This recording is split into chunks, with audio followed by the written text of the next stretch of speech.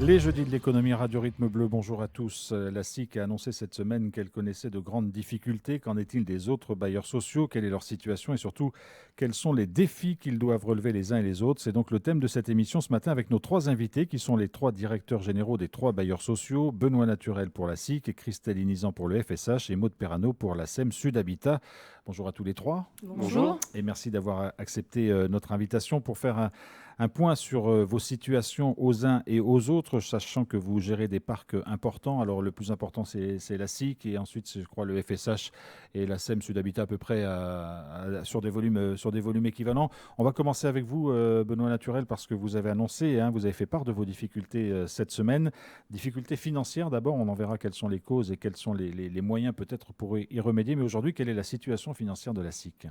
Alors, ce qu'il faut comprendre, et c'est vrai pour beaucoup d'entreprises en Nouvelle-Calédonie, c'est qu'on arrivait déjà avant le 13 mai dans une situation financière qui était fragile. Bon, ça, on le connaît, et avec un certain nombre de propositions de réforme qui a été faites auprès des pouvoirs publics. Et donc, le 13 mai est venu accélérer un peu en fait, ces défauts.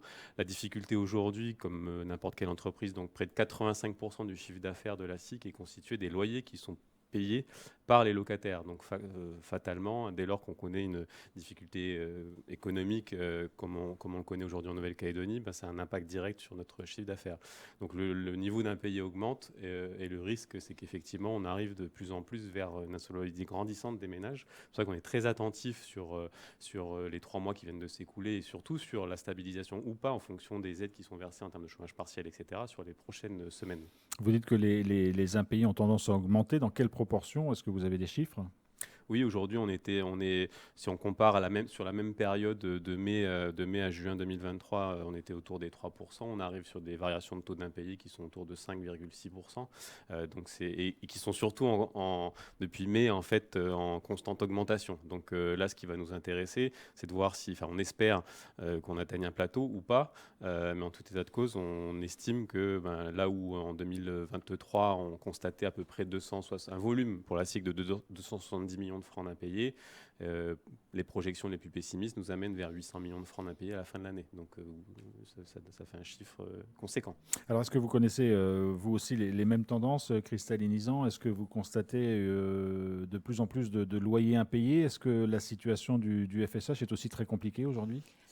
Alors, à l'instar de mes homologues, oui, nous sommes inquiets par rapport aux loyers impayés. Alors, pour vous donner une idée, de janvier à avril, c'est en moyenne 6 millions d'impayés constatés par mois, plus. Et au mois de mai, c'est 40 millions. 19 millions en juin, 17 millions en juillet et probablement à peu près la même somme en août.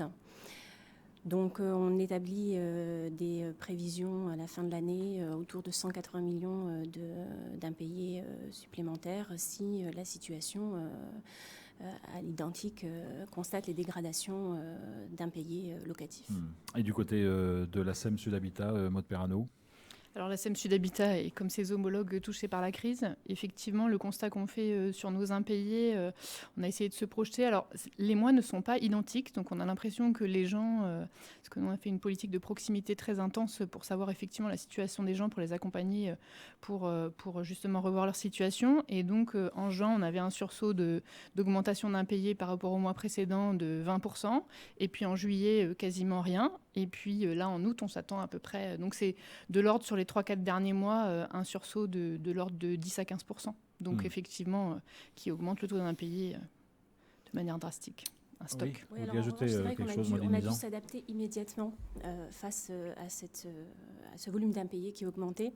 Et effectivement, on constate quand même que le fait de déployer des actions de proximité a tendance quand même à stabiliser un peu le volume d'impayés qui partait dangereusement à la hausse. Alors Benoît Naturel disait que le paiement des loyers représentait à peu près 75% des rentrées, 85% des rentrées financières. On est dans les mêmes proportions pour le FSH et pour Sud Habitat, pour le FSH d'abord? Alors, on n'a pas les mêmes structures en réalité de fonctionnement. Le FSH, le FSH, c'est le 2% des cotisations des employeurs. Le fameux 2%. Le fameux 2%, effectivement.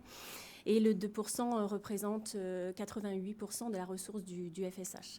En revanche, la partie locative est assurée par le Fonds calédonien de l'habitat et effectivement, les loyers représentent à peu près la même proportion, donc d'où le risque également sur la filiale. Et pour Sud Habitat, Maude Pernaut? C'est même plus important dans le sens où nous, on n'a pas du tout de locaux commerciaux. On n'est vraiment que sur du loyer habitat. Donc, effectivement, ça représente quasiment la totalité de nos ressources, en dehors des subventions qu'on peut avoir des collectivités, notamment de la province sud. Pour tout ce qui est, nous, on était encore dans un programme de construction de petits habitats. On va revenir évidemment sur les conséquences de ces... En dehors de ça, c'est que les loyers, effectivement, nos ressources. Alors, pour parler clairement, parce qu'on sent qu'il y a de l'inquiétude évidemment chez les 3 bailleurs sociaux, où en sont quels sont l'état de vos finances, j'allais dire, de trésorerie? Est-ce qu'il y a des risques immédiats, imminents? Est-ce qu'il faut vraiment alerter les pouvoirs publics qui sont sans doute au courant? Mais où est-ce que vous en êtes aujourd'hui? Est-ce qu'il y a des risques de dépôt de bilan? Enfin, je ne sais pas. Est-ce que vous pouvez nous donner un peu la situation financière et de trésorerie de vos différentes structures, Benoît Naturel? Oui, on en a abondamment parlé ces derniers temps et qu'on partage avec nos 2 actionnaires que sont la Nouvelle-Calédonie et l'Agence française de développement. On les alerte parce qu'aujourd'hui, en l'état actuel alors encore une fois, les prévisions, aujourd'hui c'est très dur de prévoir quelque chose en Calédonie, donc bien sûr les hypothèses qu'on expose et qu'on essaie de partager, on essaie de les faire les plus réalistes possibles. En l'état actuel des choses, on courrait un risque de cessation de paiement si rien n'était fait au premier trimestre de l'année 2025. Donc évidemment, ça c'est si rien n'était fait. Donc vous imaginez bien qu'on ne fait pas rien. Et donc, on travaille avec nos actionnaires et nos administrateurs sur 3 leviers qui sont assez classiques dans le milieu de l'entreprise. Le premier étant celui des économies. Donc on est sur un plan d'économie sur les 6 prochains mois de l'ordre de 3 milliards de francs. Le deuxième étant en fait comment on restructure sa dette, c'est assez classique dans ces cas-là. Et le troisième, c'est effectivement les aides extérieures qui pourraient advenir. Ça, c'est pas de notre ressort, on est plus légitime sur ces questions-là. Sur les 2 premiers leviers, ce sont à notre main, et donc on n'attend pas pour faire les efforts qui sont nécessaires. Est-ce que ce plan d'économie, il va venir sans doute j'imagine, sur les programmes que vous avez entamés, que vous n'allez pas réaliser? Est-ce qu'il va toucher aussi, pourquoi pas, la masse salariale? Alors, il intervient sur 2 piliers. Il intervient sur le niveau des charges, effectivement, donc sur toutes les charges d'une entreprise, et enfin sur le report, effectivement, des investissements qu'on a jugés pas nécessaires. Et donc, on se recentre sur nos activités dites essentielles. Alors, on peut y avoir un débat sur qu'est-ce qui est essentiel, mais en tout cas, pour nous, l'hygiène et la sécurité en est un. Et donc, du coup, on a calé nos investissements, en tout cas, sur cette logique-là. Ce qui est certain, c'est que de toute façon, tous les programmes qu'on avait de grosses constructions, de réhabilitation, ont été, dans nos prévisions, décalés de 2 ans. On va y revenir évidemment là-dessus. Situation financière de la SEM Sud Habitat, Maude Pernaut? Alors la SEM Sud Habitat, elle a 20 ans d'existence, c'était la SEM Aglo, et justement on a changé d'identité l'année dernière suite à une recapitalisation pour justement marquer le coup. Donc effectivement, il y avait déjà eu le constat que le modèle était déséquilibré par nos actionnaires principaux, que sont d'abord la province Sud et puis la Caisse des dépôts et consignations, qui ont remis donc à eux deux 1 milliard de francs dans l'entreprise l'année dernière. Donc la situation financière de l'entreprise avant cette crise était plutôt saine, puisque les décisions avaient été reprises, les modèles avaient été revus, et donc les opérations qu'on lançait, puisque nous, on était sur un développement de patrimoine à notre petite échelle, de l'ordre de 30 à 50 logements par an au maximum, mais sur justement la qualité des logements et correspondant un petit peu à un habitat qu'on pensait être plus moderne et répondant un peu plus aux... Donc, on a continué, nos opérations qui étaient en cours sont maintenues. Bien sûr, par contre, les opérations prévisibles, c'est-à-dire notre projet de développement est en questionnement actuellement. Par contre, on tient effectivement, et pour l'instant nos finances nous le permettent, à tenir notre plan d'entretien. Donc bien sûr, il y a quelque chose qui était plus de l'ordre de l'amélioration. On était sur un gros programme d'équipement en chauffe-eau photovoltaïque, etc. Donc ça, on peut le différer parce que ça ne change pas l'entretien courant. Mais par contre, tous ces programmes de gros entretiens, etc., qui étaient sur nos résidences, nous semblent d'autant plus importants à l'heure actuelle. Et on essaye, au vu de la crise maintenant, de revoir aussi nos projets pour accompagner les résidences pour lesquelles, effectivement, il a semblé être plus difficile d'y vivre pour effectivement accompagner nos locataires par rapport à ça. Cristallisant sur l'état de santé financier du FSH. Alors, le FSH a une santé financière avant crise qui lui permet aujourd'hui, en tout cas, d'amortir la dégradation des indicateurs. En revanche, bien évidemment, il ne faudrait pas que cette situation dure et perdure.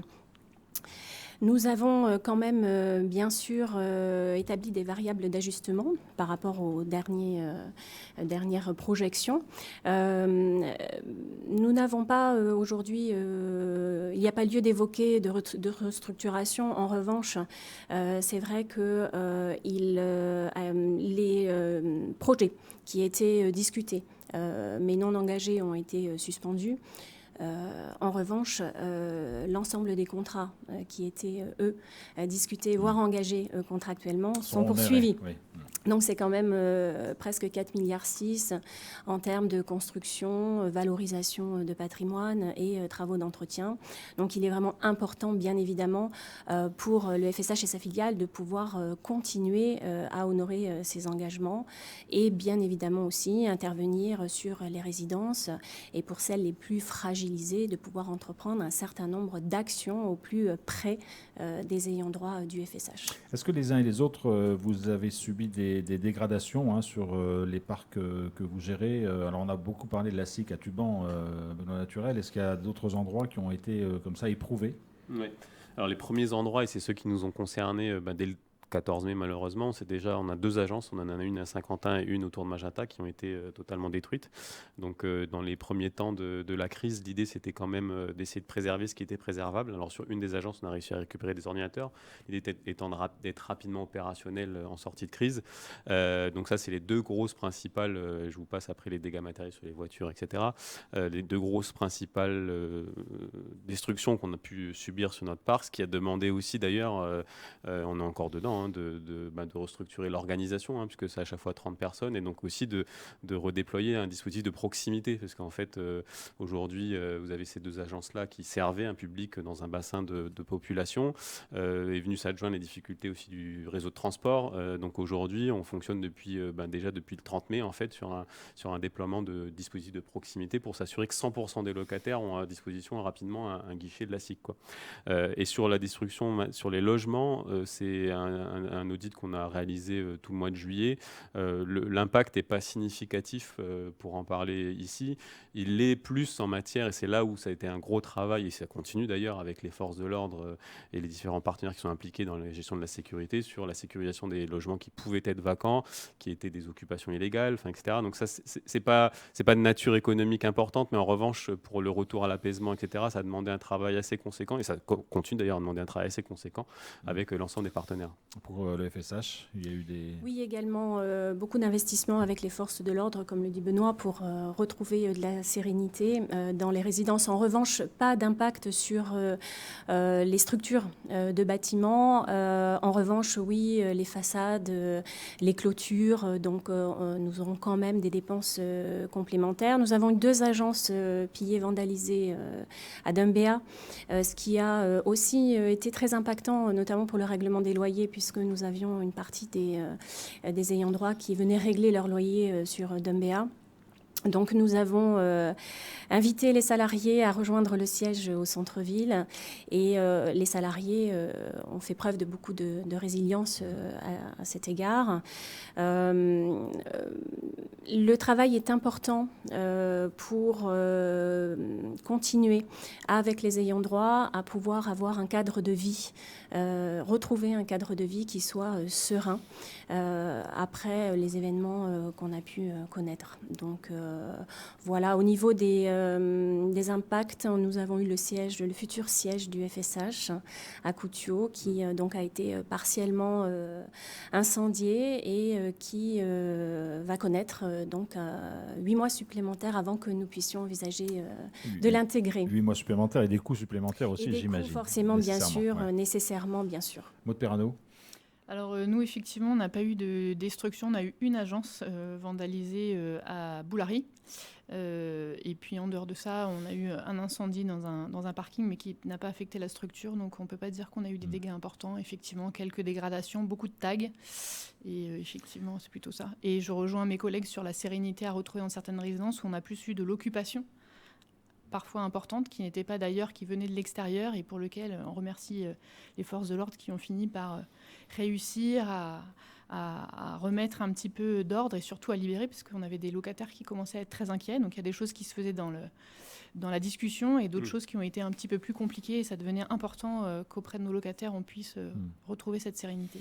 Alors, il y a plusieurs indicateurs que vous scrutez avec attention. On a parlé celui évidemment des impayés avec les uns et les autres. Il y en a un autre qui est aussi important, c'est celui du taux d'occupation ou des mouvements que vous pouvez noter, parce qu'on sait que ces émeutes ont provoqué aussi un certain nombre de mouvements, d'abandon ou de résiliation, etc. Est-ce que là-dessus, vous avez des précisions à apporter? Est-ce que vous notez des changements importants, Maudine Nizan? Cristalline Nizan, pardon. C'est Maud Perrano et Cristalline Nizan, pardonnez-moi.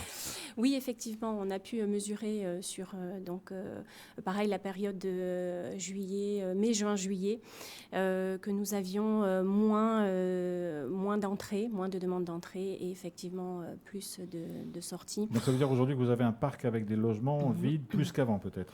Alors nous allons avoir bien évidemment un taux de vacances à surveiller de très près parce qu'en l'état actuel, effectivement, les logements risquent de se libérer et de peut-être pas trouver preneur aussi vite qu'avant. Maud Perrano. Oui, alors effectivement, on a des demandes de préavis supplémentaires avec des gens qui, pour certains, quittent le territoire, retournent dans les îles ou quoi que ce soit. Pour l'instant, l'augmentation du taux de vacances n'est pas énormissime, mais effectivement, il y a un taux de préavis, s'il est respecté de 3 mois pour permettre aux gens de se retourner, qui parfois, du coup, on s'attend quand même à une augmentation. Et on essaie de déployer malgré tout. On est surpris que dans certains quartiers, on arrive quand même encore à faire rentrer des locataires. Mais effectivement, on n'aborde pas aussi la problématique financière, c'est-à-dire que les gens aussi, leur difficulté, ça va être aussi leur capacité à payer le loyer. Et certains d'eux-mêmes, en fait, quittent les logements en disant qu'ils n'ont plus les capacités de payer et anticipent ces genres de choses et donc retournent soit dans leur famille, donc on s'attend à des suroccupations aussi à certains endroits, et ce qui est plus inquiétant, c'est des retours dans des habitats précaires, dans les squats, pour faire tout simplement par rapport à ça, et donc effectivement par rapport à ça c'est plutôt inquiétant. Benoît Naturel. Oui, on est sur les mêmes tendances. Et ce que je veux dire, c'est qu'au-delà de l'aspect, parce qu'effectivement, un loyer non recouvré, donc c'est une perte de chiffre d'affaires, mais après, c'est un logement en vacances, c'est aussi potentiellement un risque d'occupation illégale.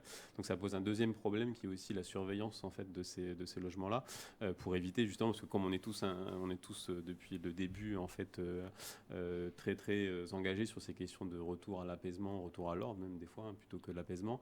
Donc il faut qu'on ait aussi un point de vigilance supplémentaire par rapport à ça. Et après, ce matin, on en parlait, il y a quand même des retours. C'est-à-dire qu'il y a des gens dans l'état de sidération, ont demandé aussi un départ. Là, on constate des retours. Donc, à ce stade, on n'est peut-être pas encore assez stabilisé pour tirer un des enseignements très clairs de ce qui est en train de nous arriver, malheureusement.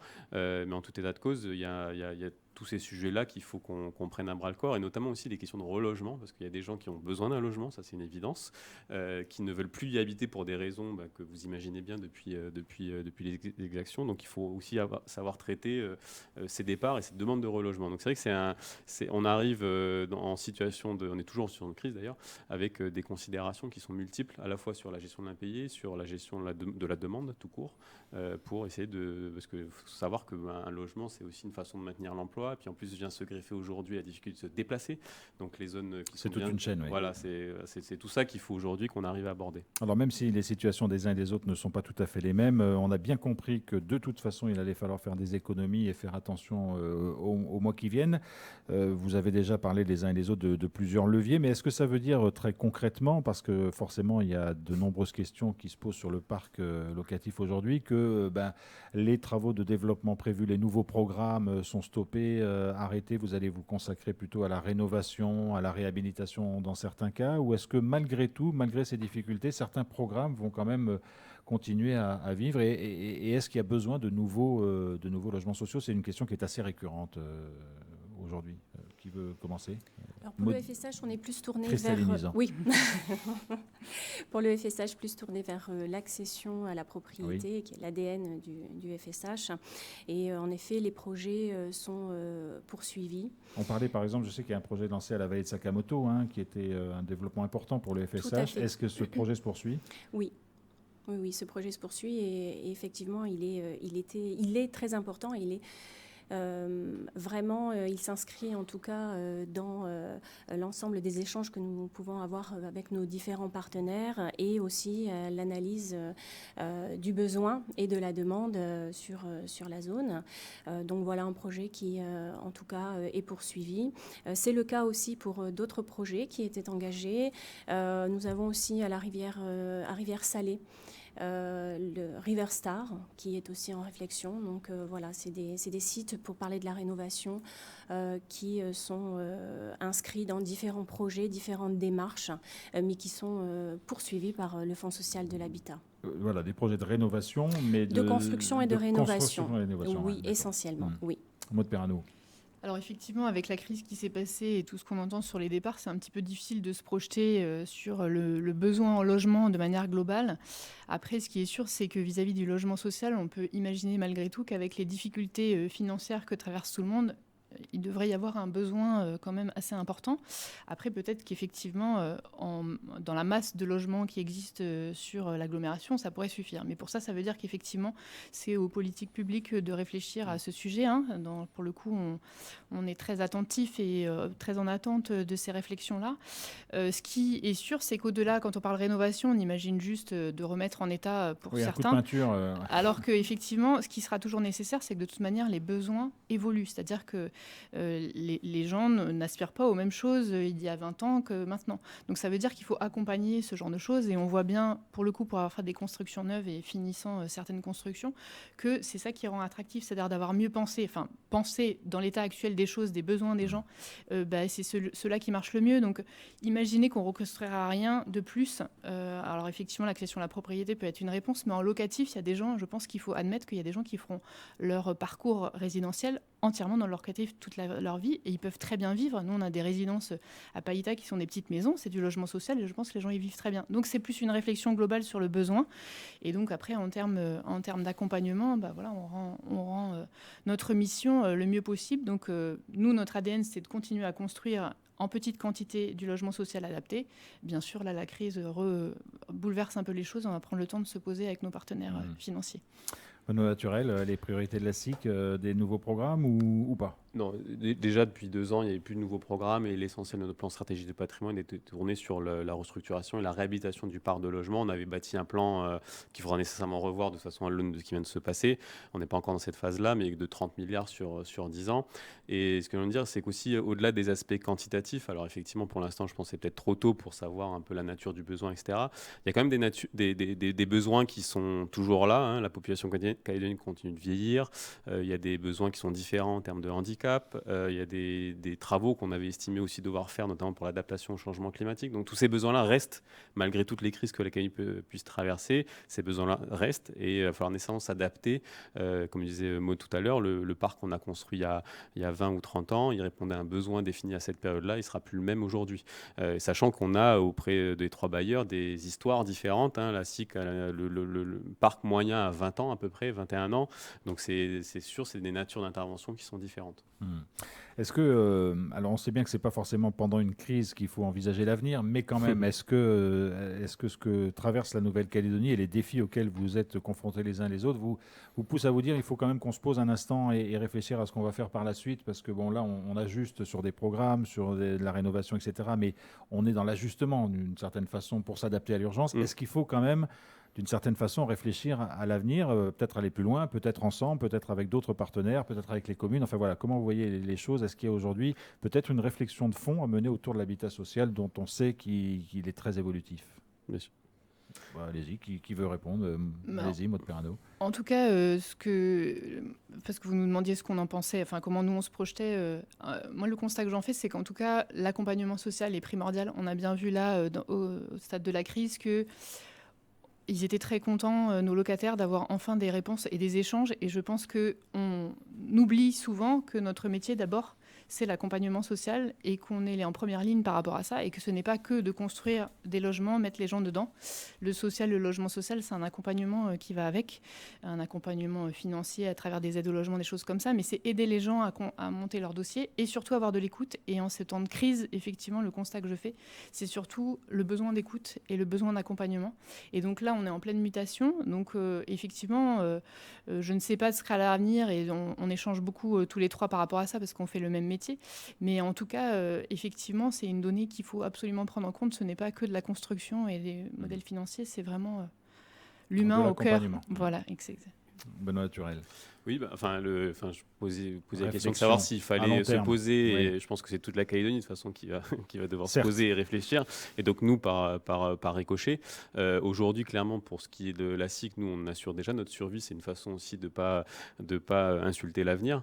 Et sur la réflexion, il faudra nécessairement le faire, ne serait-ce que déjà, d'un point de vue démographique, il faudra tirer des conclusions aussi de ce qui va arriver à la Nouvelle-Calédonie. Après, pour ce qui est des perspectives, ça, bien sûr, il faudra en discuter avec les politiques. Et après, je rejoins ce que disait Maud, c'est-à-dire que dès le 15 mai, on était sur le terrain parce que ne serait-ce que déjà pour rassurer des étudiants qui étaient bloqués dans telle ou telle résidence, rassurer les personnes âgées qui n'avaient plus leurs médicaments, etc.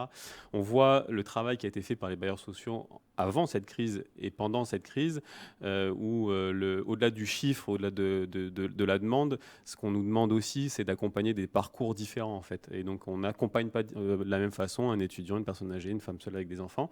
Et c'est ce dispositif de proximité-là qu'il faut promouvoir et de lien social. C'est pour ça que du coup, tous les trois ensemble, notre priorité dès le début de la crise, ça a été de se dire comment on va retourner très rapidement sur le terrain. Donc l'appel à l'apaisement, il est bien sûr commun à tous les Calédoniens, mais à plus forte raison notre métier pour assurer, parce que tout à l'heure on parlait du loyer, mais il y a une appétence à payer son loyer, et donc s'il n'y a pas tous les services qui vont autour, c'est sûr qu'on n'y arrivera pas. En gros, c'est trop tôt pour engager une grande réflexion, hein. C'est trop tôt, mais nous, on l'a déjà mis, notamment en termes de démolition. Voilà, il y a des sujets qu'il faudra nécessairement aborder sur un parc ancien qu'on envisageait en réhabilitation. Est-ce qu'à l'aune de ce qui vient de se passer, il faudra le réhabiliter, pas plutôt le démolir? Voilà, ce type de discussion-là, mais en tout cas, prendre des décisions, clairement, c'est pas le moment. Oui. Christelle. Oui. Il est un peu trop tôt pour prendre des décisions. En revanche, l'âge moyen du parc du Fonds social de l'habitat et sa filiale, c'est 11 ans. Donc, on voit qu'on n'a pas non plus les mêmes problématiques et les mêmes engagements financiers. En revanche, le lien social et l'aspect proximité a été effectivement très important. Et ça l'a été immédiatement. Les équipes se sont mobilisées, ont accompagné les ayants droit. Ça a permis également de pouvoir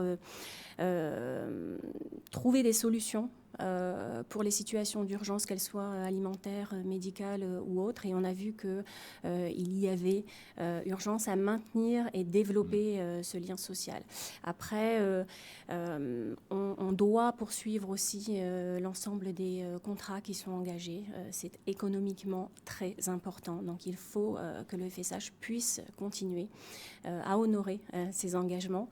Et puis, bien sûr, être totalement engagé dans les réflexions, la collaboration et tous les sujets qui concernent le logement social en Nouvelle-Calédonie et pour lesquels nous pouvons assez souvent avoir des échanges avec Maud et Benoît sur les différents sujets. Merci beaucoup à tous les trois d'être venus dans cette émission pour nous parler de cette situation des bailleurs sociaux. On a bien compris qu'il y avait des questions encore à résoudre et qu'on aura sans doute l'occasion de se revoir dans cette émission. Merci en tout cas à tous les trois. Une émission qui sera évidemment disponible en réécoute sur notre site internet dans quelques minutes. Je vous souhaite une belle après-midi.